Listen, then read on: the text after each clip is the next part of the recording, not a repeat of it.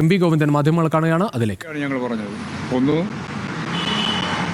ശബരിമല അയ്യപ്പൻ്റെ ഒരു തരി സ്വർണം നഷ്ടപ്പെടാൻ പാടില്ല.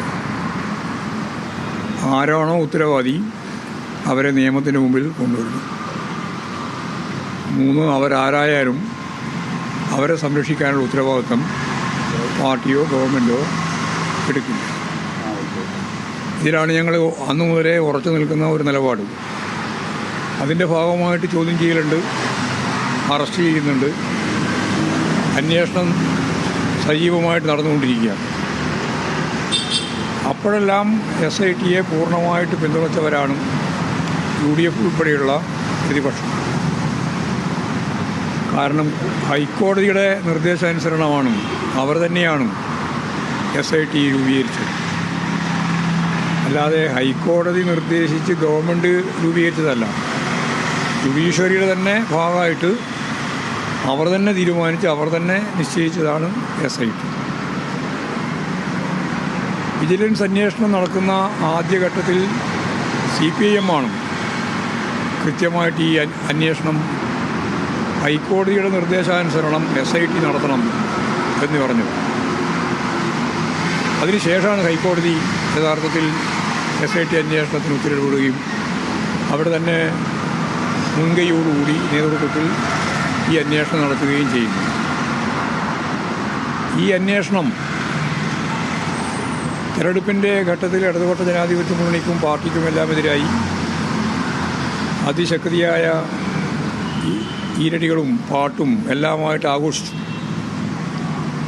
ഞങ്ങളന്ന് പറഞ്ഞ അതേ നിലപാട് തന്നെ ഉറച്ചു നിന്നു.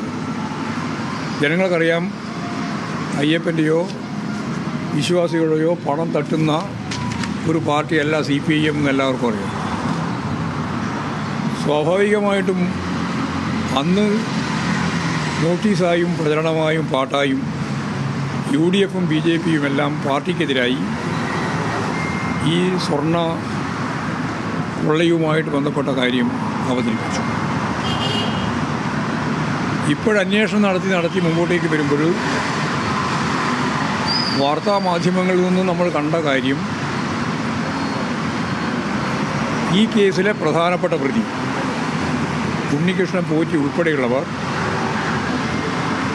സോണിയാഗാന്ധിയെ പല പ്രാവശ്യം സന്ദർശിച്ചു. അവിടെ കയ്യിൽ എന്തോ കെട്ടിക്കൊടുക്കുന്നത് നമ്മൾ കാണുന്നുണ്ട്, സമ്മാനം കൊടുക്കുന്നത് കാണുന്നുണ്ട്. ഉണ്ണികൃഷ്ണൻ പോറ്റി മാത്രമല്ല, അതിലേറ്റവും പ്രധാനപ്പെട്ട ബെല്ലേരിയിലെ സ്വർണ്ണ വ്യാപാരിയും അതിൻ്റെ ഒപ്പം തന്നെ ഉണ്ട്. അതോടൊപ്പമാണ് ഇന്നത്തെ കേരളത്തിലെ UDFിൻ്റെ കൺവീനർ അതിൽ ആ ഫോട്ടോയിൽ നമ്മൾ കാണുന്നത്. അതിൻ്റെ ഒപ്പം തന്നെയാണ് ഒരു MBAയും നമ്മൾ കാണുന്നത്, ആൻ്റോ ആൻ്റണി.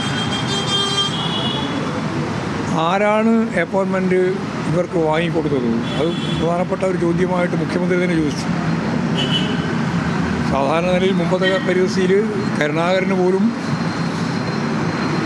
യഥേഷ്ടം കാണാൻ സാധിക്കാതിരുന്ന ഒരു വ്യക്തിത്വത്തിൻ്റെ ഉടമയായിരുന്നു ഇവർ കാണാൻ പോയിട്ടുള്ളതും കണ്ടതുമായ ഫോട്ടോ പങ്കിട്ടതുമായ ആൾ ഡിഗ്രി. അപ്പോൾ എങ്ങനെയാണ്, ആരാണ് ഈ അപ്പോയിൻമെൻറ്റ് സംഘടിപ്പിച്ച് കൊടുത്തത്? അത് പറയുന്നില്ല.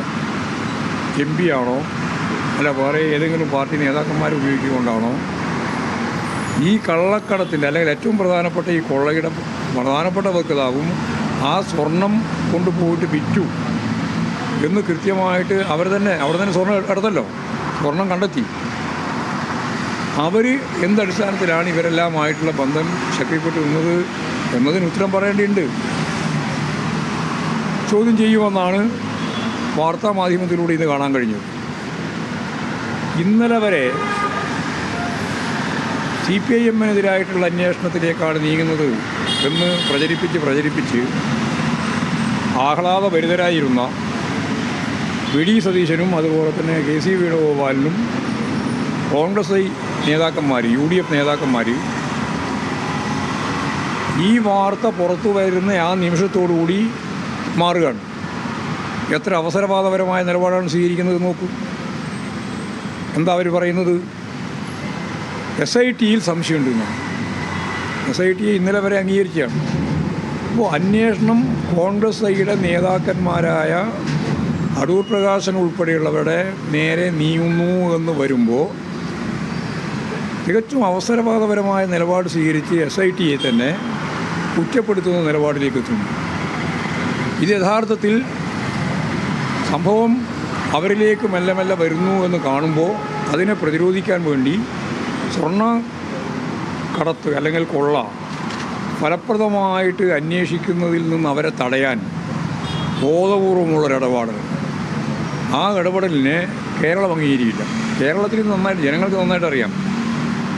അങ്ങനെ വളരെ ഫലപ്രദമായ രീതിയിൽ അന്വേഷണം നടത്തുന്നു. ഞങ്ങളതിന് പൂർണ്ണമായ പിന്തുണ നൽകുന്നു. ആ പിന്തുണ അന്നും ഇന്നും എല്ലാം ഒരേപോലെ തുടരുകയാണ്. ആരെയൊന്നും ഞങ്ങൾ നോക്കിയിട്ടില്ല.